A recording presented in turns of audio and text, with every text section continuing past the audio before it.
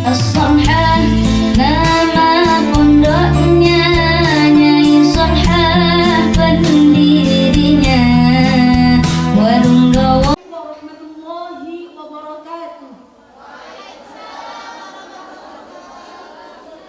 Saya Muwarda Aprilia. Di sini saya mewakili kelas 11-3 dan saya akan membawakan cerita tentang peristiwa Isra Mi'raj. Nabi Muhammad SAW menceritakan melalui sabdanya, "Aku diberi burung adalah sebuah hewan yang berbulu putih.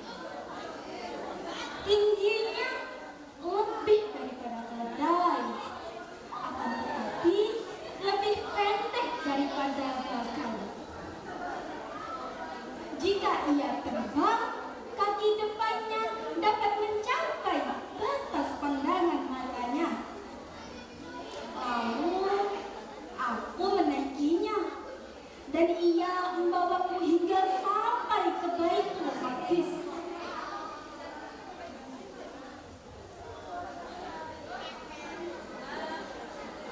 Selanjutnya, aku masuk ke dalam Masjidil Aqsa dan melakukan sholat 2 rakaat di dalamnya. Datanglah kepadaku malaikat Jibril.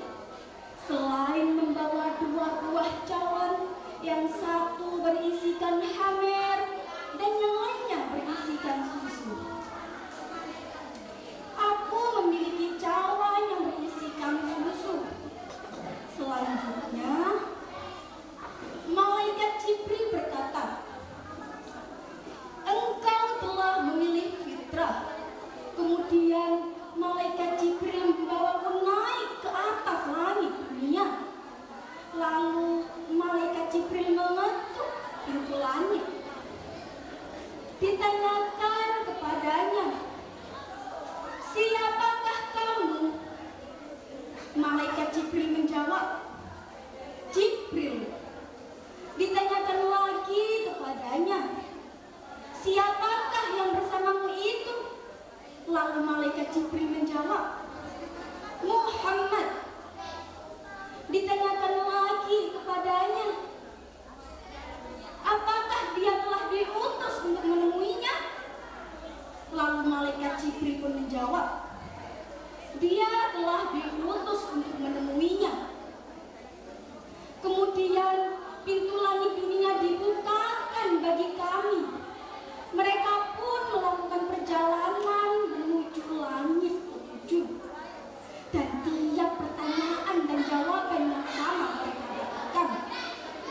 Setiap tingkatan langit, Rasulullah menyaksikan pemandangan yang luar biasa. Beliau bertemu dengan para nabi terdahulu bersama dengan umatnya yang soleh.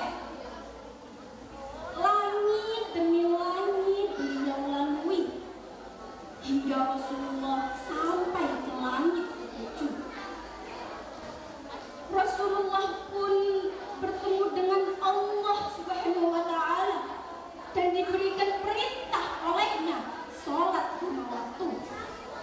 Rasulullah pun melakukan negosiasi terkait jumlah rakaat dengan meminta saran kepada Nabi Musa alaihissalam. Hingga akhirnya Allah berfirman, "Hai Muhammad, sholat 5 waktu itu untuk tiap hari semalam. Setiap kali sholat berpahala 10 sholat. Maka itulah 50 kali sholat. Dan barang siapa yang berniat melakukan kebaikan, dan jika ternyata ia tidak melakukannya, maka tidak dituliskan untuknya pahala 1 kebaikan. Namun jika ia ternyata melakukannya, maka dituliskan untuknya pahala 10 kali kebaikan. Dan barang siapa yang berniat melakukan keburukan, lalu jika ia tidak dituliskan dosa baginya. Namun jika ia mengerjakannya, maka dituliskan untuknya dosa satu keburukan. Hingga akhirnya dari peristiwa ini tercetuslah perintah sholat 5 waktu yang diwajibkan bagi seluruh umat Islam.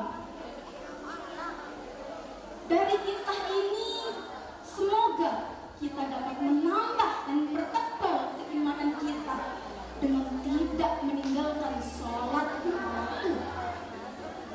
Sekian dari cerita saya. Terima kasih. Wassalamualaikum warahmatullahi wabarakatuh.